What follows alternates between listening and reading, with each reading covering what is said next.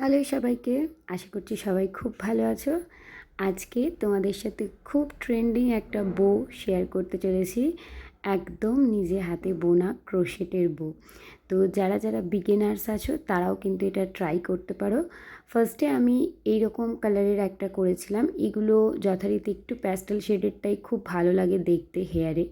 তো আমি ফার্স্টে এরকম একটা স্কাই কালারের ট্রাই করেছিলাম। তো তারপরে আমি এই পিঙ্ক কালারটা আজকে করেছি। তো পিঙ্ক কালারের মধ্যে একটুখানি মতি অ্যাড করেছি, আর ওই স্কাই কালারেরটাতে কিন্তু আমি কোনো মতি অ্যাড করিনি। আমি ডেসক্রিপশানে ডিটেলসটা দিয়ে দেবো কীভাবে এই বইয়ের একদম মেন মেটেরিয়ালসটা বানিয়েছি। আমি ডেসক্রিপশানে তোমাদেরকে এটা দিয়ে দেবো।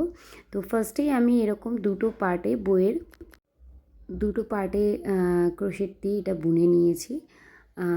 এরপর একটা যেটা ওপরের পার্টটা ছিল বইয়ের, সেই জায়গাটাতে আমি এরকম এক্সট্রা কিছুটা থ্রেড রেখেছি যাতে এটা সেলাই করতে আমার খুব সুবিধা হয়।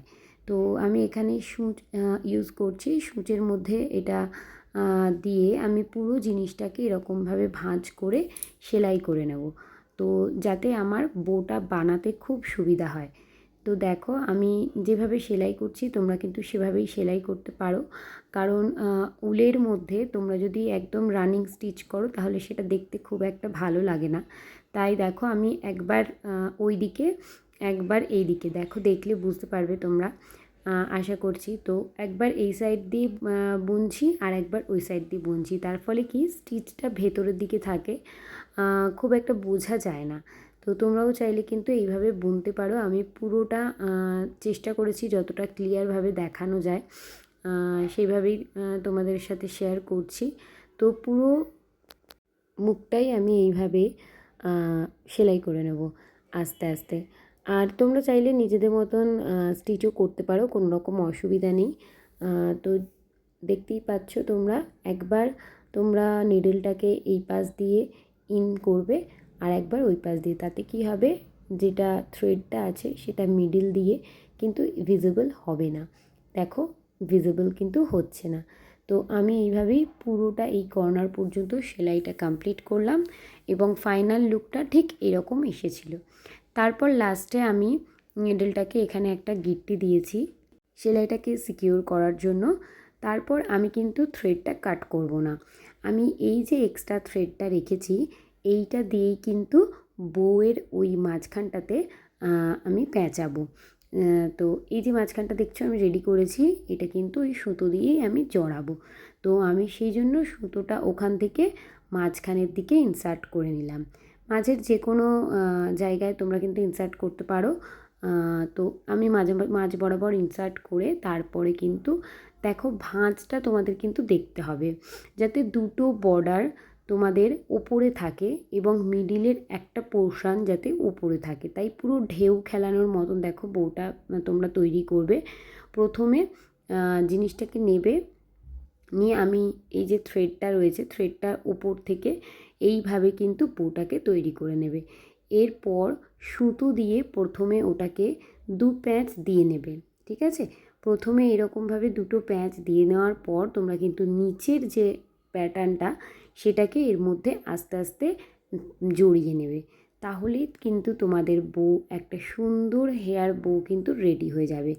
আর দুটোই কিন্তু তোমাদেরকে মাঝ বরাবর নিতে হবে, দেখে নিতে হবে যেন কোনোভাবেই ছোট বড় না থাকে। যদি ছোট বড় থাকে তোমরা কিন্তু এই সময়তেই অ্যাডজাস্ট করে নেবে, কারণ এরপরে কিন্তু এই যে থ্রেডটা দিয়ে আমি জড়াচ্ছি এখানে কিন্তু আর খোলা যাবে না।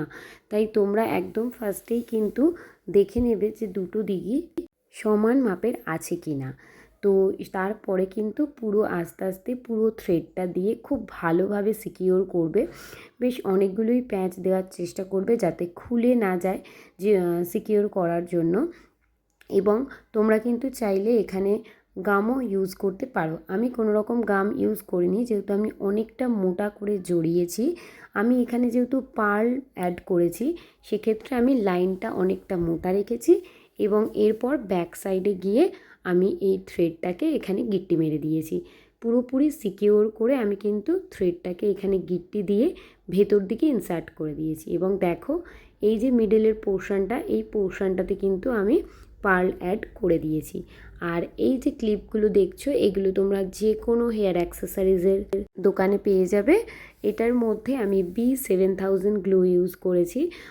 তোমরা চাইলে কিন্তু নর্মাল ফেভিক্রিক গ্লুও ইউজ করতে পারো বা তোমরা গ্লু গানও ইউজ করতে পারো। আমি পার্লগুলোও অ্যাড করেছি কিন্তু এই B7000 গ্লু দিয়েই।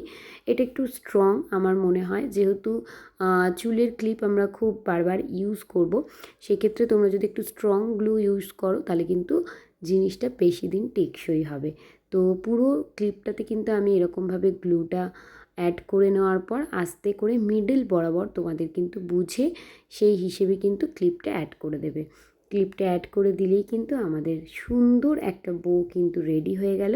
তো তোমরা যারা যারা টিউটোরিয়াল চাইছো যে বইয়ের মেন পার্টটা কিভাবে বানিয়েছি, তারা কিন্তু অবশ্যই আমাকে জানিও, আমি তোমাদেরকে লিংক দিয়ে দেবো। Thank you.